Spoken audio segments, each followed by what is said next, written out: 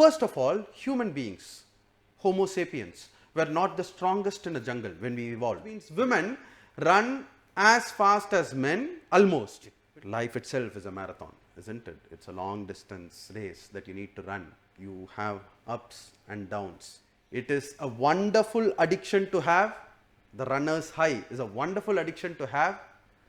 And if you still are not sure about it,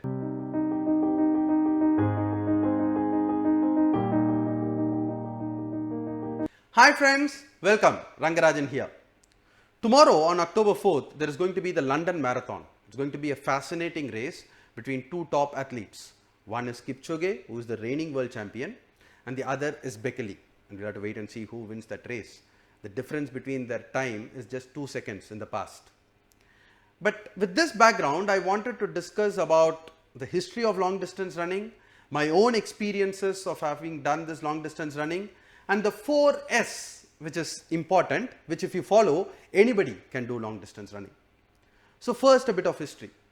This word marathon comes from ancient Greece. In 490 BC, which is almost 2500 years ago, a Greek messenger by name Pheidippides, he ran 40 kilometers non-stop from a place called Marathon to Athens. Because there was a battle, he had to carry the message that they have defeated the Persians in that battle. So he ran non-stop, conveyed it to the assembly in Athens, and he collapsed and died. It was based on this legend that this long distance running is named marathon.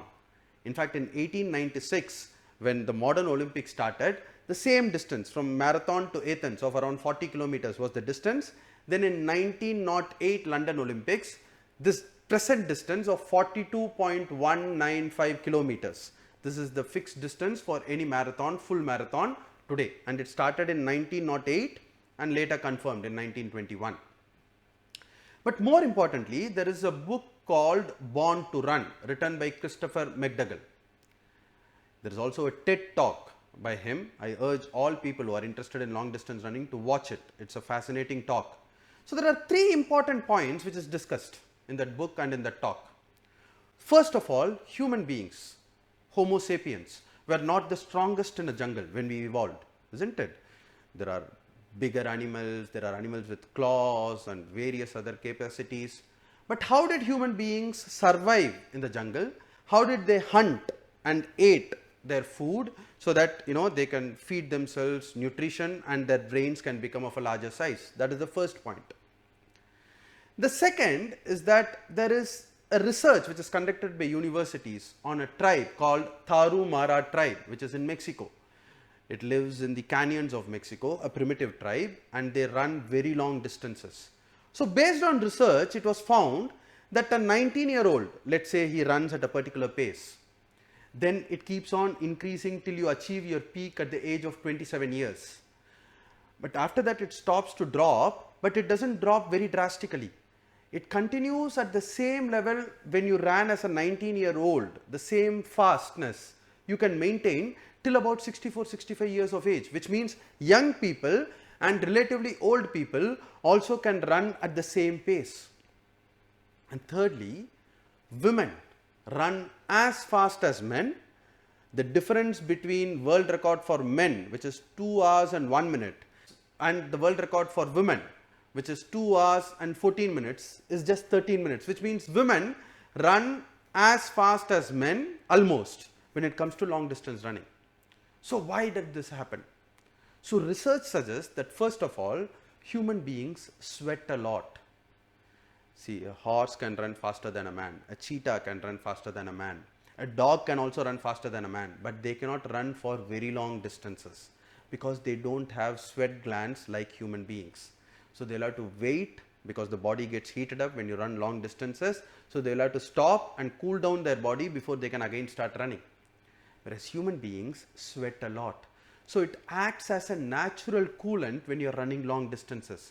And that is how you could hunt animals because they cannot run long distances, a deer or an antipole or some other game animal.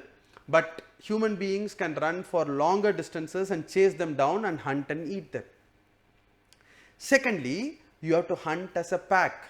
You cannot have younger people running very ahead and older people running some 10-15 miles behind, and women running even far behind, because it is a jungle, isn't it, when man evolved. So that is why you will find that a 19-year-old and a 60-year-old with practice can run at the same pace, because the 60-year-old has the experience, the 19-year-old has an energy, but they have to guide the youngsters on how to hunt, which animal to hunt. And women again cannot be left behind, so they also have to keep pace with the pack.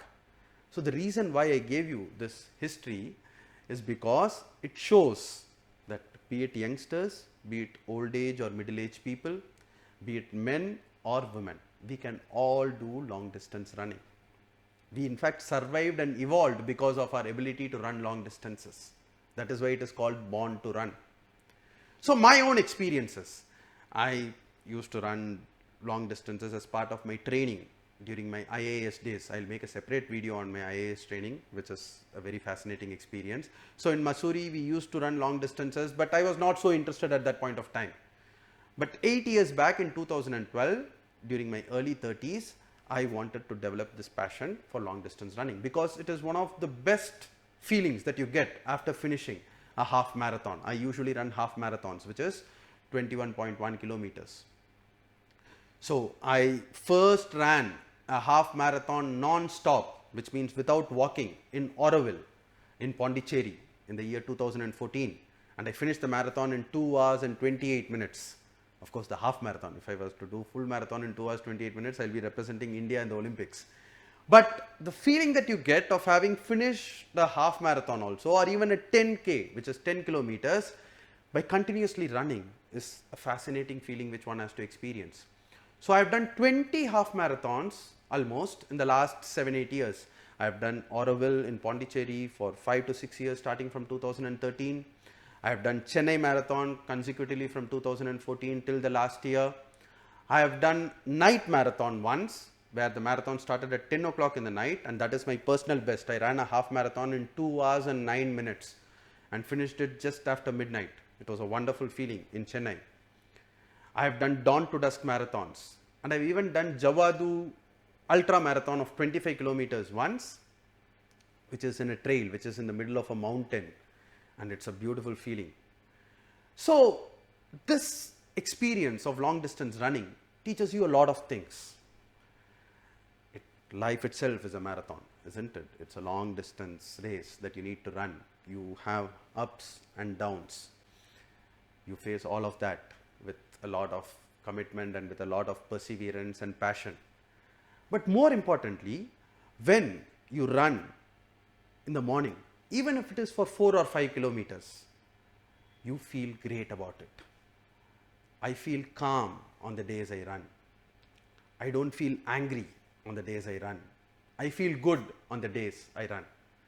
But what is it that you need to do for developing this habit of long distance running? 4S, as I told you. The first S is what is called as strengthening. You need to have strong legs to run.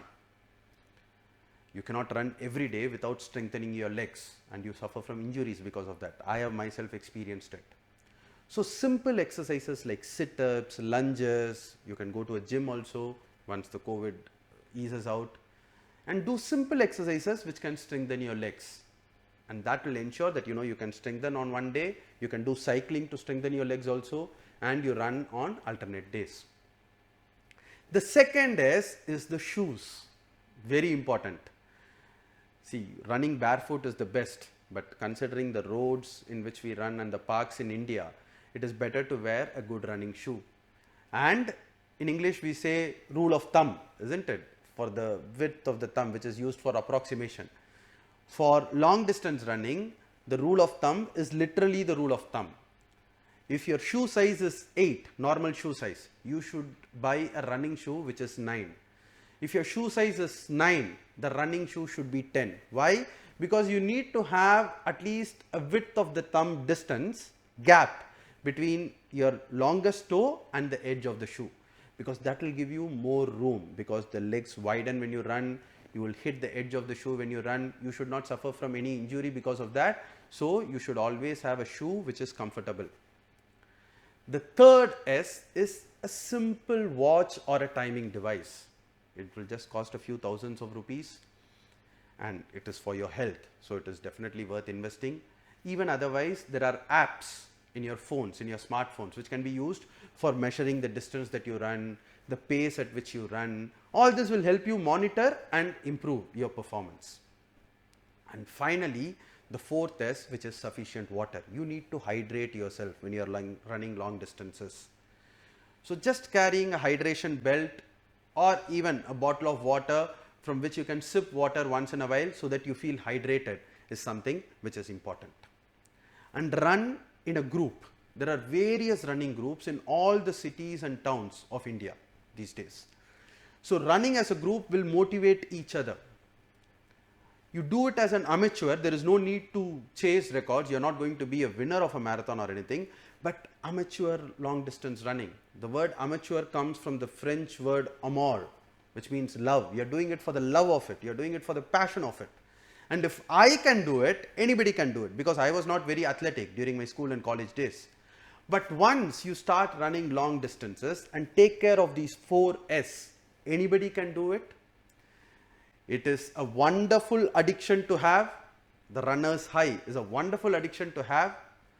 And if you still are not sure about it, run a few kilometers every day in the next week and you will experience it yourself. So thanks for watching this video. Please do share and subscribe.